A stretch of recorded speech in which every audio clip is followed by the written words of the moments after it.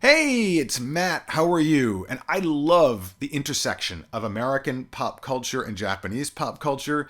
And do I have a doozy for you this time? It's based on an essay that was written by my wife, Hiroko. She has a newsletter called Japan Happiness, which I highly recommend if you're interested in things Japanese from a Japanese person's perspective, as opposed to the usual foreign person's perspective. It's very cool. I'll put a link to it in the notes below. Check it out. But her latest essay, which came out a little bit earlier this week, is called How Do You Say Woke in Japanese? She's a little shy and doesn't want to be on camera, at least not right now, and apparently not for this topic. So, with her permission, I thought that I would share with you some of the conclusions that she came to in her essay. Now, I don't want this to be a political debate. I know there are many people who have strong opinions about the word woke and about what woke culture represents. I don't care. I don't mean I don't care about you, but this is not about that. I want to talk about woke from a purely linguistic standpoint. And I want this to be a conversation. It's not going to be a lecture. I'm not trying to change anyone's mind about anything. Conversations start with common ground. So, can we all agree that there is this word woke in English and it is very divisive? See? We're already on a certain amount of common ground here. This is great start. Can we also agree that there are supporters or proponents of woke and woke culture, and there are detractors and critics of woke culture? There we go. Look at this. We're agreeing on something again, even if we're not in agreement about what that culture represents. This is important stuff. So, we can agree there's this word. We can agree that it's divisive. And I think we can all agree that it is a lightning rod in American media, politics, and society today. So it's something that's talked about a lot. And this is why it intersects with Japanese culture. Because when something becomes this big of a topic in America, the Japanese mass media naturally starts picking up and reporting on it. And when they report on it, they report in Japanese. So, how does one talk about the topic of woke in Japanese? So this all started when Hiroko saw an article in the Asahi Shimbun, which is one of Japan's biggest newspapers. And it was a deep dive on the word woke for Japanese readers. It concluded, the word is a lot like the Japanese slang phrase, ishiki takai. Now this is a really interesting turn of phrase. And Hiroko did a deep dive on it for her newsletter. Ishiki takai means a high consciousness seeming person. Let me break it down for you. Ishiki is consciousness or awareness. Takai means high. So highly conscious or highly aware. It sounds like a good thing, right? But then there's the K on the end. That flips the meaning into something sarcastic. It means someone who is acting highly conscious or posing as highly conscious. Basically, a wannabe. And there's a really interesting history to this term in Japanese. It emerged from a phrase, ishiki ga takai, or highly conscious. That was a word used to describe the fresh young crop of college graduates in the very early 2000s, the aughts, when the Japanese economy was just starting to recover from what is known as the lost decade of stagnation, inflation, all sorts of bad stuff. Because the economy had sort of started to recover, young people were optimistic about the future and were really gung-ho, bright-eyed, bushy-tailed. The mass media took notice, dubbed them the highly conscious new grads heading out into the world, and it was just a really positive term.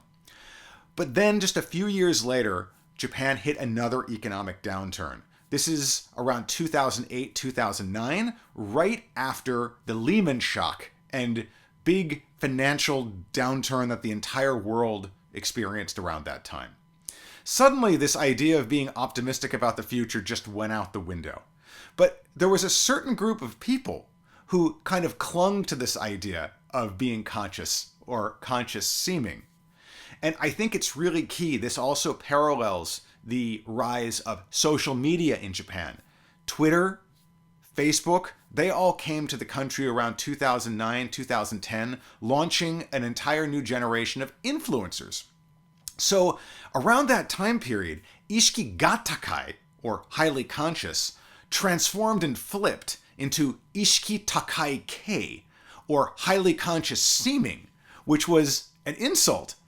And this word entered the lexicon and is now it's even used today in this same kind of sarcastic way. There's some really funny sites out there describing like the traits of highly conscious seeming people. They are, for instance, people who claim to always be busy, who are always posting about their trips and things on social media, who are obsessed with technology and talking about it, who are dropping American buzzwords like synergy into their everyday speech. And then there was a really funny one, people who use their iBooks at Starbucks. Ooh. But it's funny, right? Because it's basically saying, you poser. So there's a couple problems with why ishiki takai kei does not work as a translation or a localization for woke. The first reason is because ishiki takai kei is pointing a finger at individuals. It's basically making fun of a style. So automatically, it's a lot lighter in weight and lighter in tone than something like woke, which is really divisive. And woke doesn't necessarily refer to people so much as it refers to ways of looking at society or worldviews. So these two things aren't really applicable to one another at all. So Hiroko thought a little bit about other ways you might translate woke. Well, Japan has a katakana syllabary that's used to phonetically render loan words from English. This happens all the time. So why not call woke uoku in katakana? Well, there's a couple problems with this. The biggest one is that uoku sounds exactly like the phonetic rendering of the English word walk. So if you said something like uoku bunka, or woke culture, average Japanese people would think of something like a walkathon, or people who walk for health purposes or something like that. It certainly wouldn't capture any of the nuance, the kind of political or societal nuance that a word like woke has. So that's out. Well, what about Japanese words? There must be Japanese words that mean woke or awaken or something like that.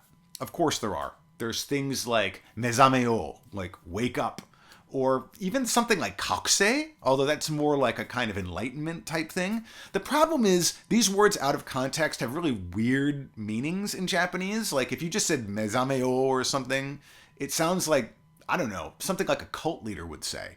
And kakusei, that's like associated with things like the high you get off crystal meth or something like that. So those don't work either. So Hiroko came to the conclusion, this might be one of those cases where you can't actually translate the word at all. But this isn't a cop-out. And when you think about it, there's a lot of cases like that, even in the English language. For instance, we don't call samurai ancient Japanese soldiers, and we don't call sushi raw fish on vinegared rice. Sometimes directly translating something actually undercuts its image and its meaning abroad. We use words like samurai in English as is because they conjure up an image of a type of warrior in a certain time period. We use sushi because it's a delicacy, it's a food you want to eat, and people don't generally describe the foods they want to eat by the construction of how they're put together. They usually have names that make them more appetizing. That's why we use sushi in English. Woke seems like it's another case of this sort of thing.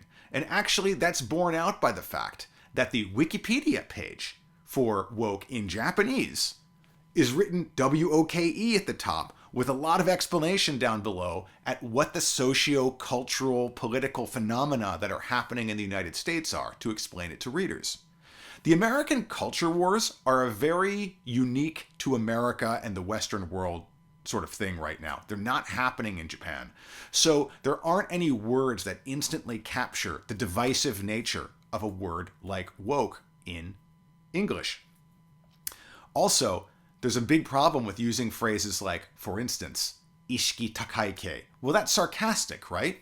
If you apply that to the word woke, you're actually siding with people who see woke as a negative thing. Now, put aside any feelings you might have about woke for a second, because even if you're a detractor, you have to admit there are proponents of woke too. If there weren't, this wouldn't be a huge debate in American society.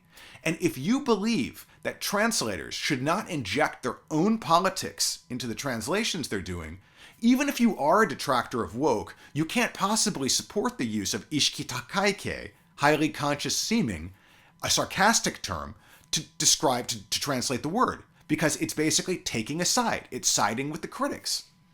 Similarly, you can't use a direct translation of it, something like, the words I was talking about before, mezamayo or kakse, because they're too descriptive. They don't actually mean anything outside of the cultural context in which woke is used in English.